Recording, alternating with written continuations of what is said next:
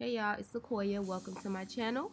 Today I am going to be doing braids over locks, and the hair I just showed you is braiding hair. It says 100% Sentra on the pack, but my mom's friend got this for her. I don't know, it was pre-stretched and it matched her already colored hair. So it's obviously red, and I'm showing you that I have already separated a piece from the bundle of hair that was in the pack. I'm going to wrap this piece around one lock, and then after I do that, I am going to secure both pieces with one hand, use the other hand to separate the hair and add it to the lock. So now I have 3 pieces of synthetic hair that I'm able to braid with. A lot of people don't start their braids this way, but I felt that this works best for me. As I've been braiding throughout the years, this is how I braid, and this is how I will continue to braid. So after I start the braid and I continue to braid down, you want to make sure that the lock, or even if it's a piece of hair that's not the same color as the synthetic hair, is underneath the braid, as I'm showing you here. You want to make sure that that lock or the hair that you're trying to hide is under the synthetic hair, so as you're braiding, people can only see what's on top, which is the synthetic hair, unless of course you decide to put your hair maybe in a bun or some kind of crazy style where you can see the underside of the braid. So this is basically the method that I use to braid hair over locks. This is the first method actually, because I'm showing you me braiding one lock, and then in the next clip I'm going to be showing you me braiding 2 locks at the same time. So it's all your preference. If you want to go faster, you can do 2 at a time. If you want more braids on your head, you can do 1 lock at a time, but I'll show you in a minute.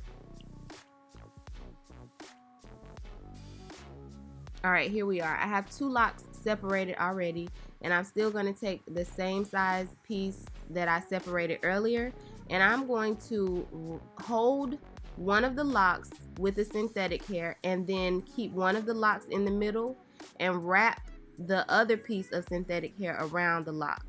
Now I'm taking the same piece of synthetic hair that I added to the other lock and separating that in half, and making sure that the lock and the synthetic hair are together. That is how I get my 3 separate pieces of synthetic hair so that I don't run out of hair, and then just begin plaiting. And I called it braids, but I mean, we call it individual braids, but it's literally just a plait, because braids go to your scalp and plaits hang down. So I'm just using the same method as far as covering the locks and making sure that the locks are underneath the synthetic hair. This is how you hide locks. This is how people never know that you have locks or a different color hair than the extension hair.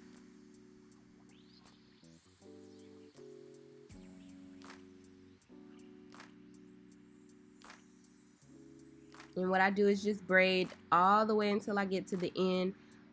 For pre-stretched hair, especially if you're doing large plaits or braids, you may want to keep some nail glue on hand, because sometimes I have noticed that they will unravel pretty easily if they're not secured at the ends.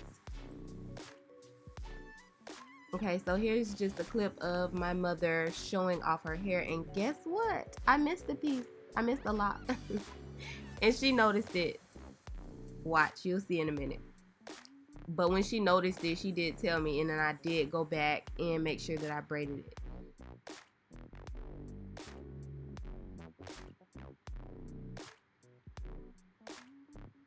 Say, what? That's how she was looking. And then she had to check again, like, am I seeing things? And then she checked the other side too. Like, I know she didn't leave this lock out.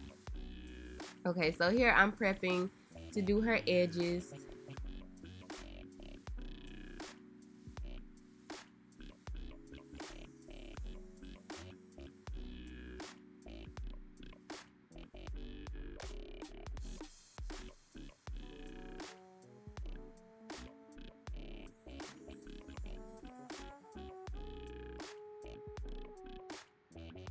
I'm using a very fine tooth comb, so if you don't have an edge brush or like a really small toothbrush that you don't use for your teeth obviously, then a small tooth comb will definitely do the trick if you needed to.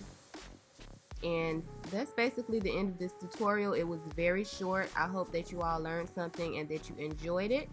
Thank you for watching, and I will see you in my next video. Don't forget to like, comment, and subscribe. Peace out. Mwah.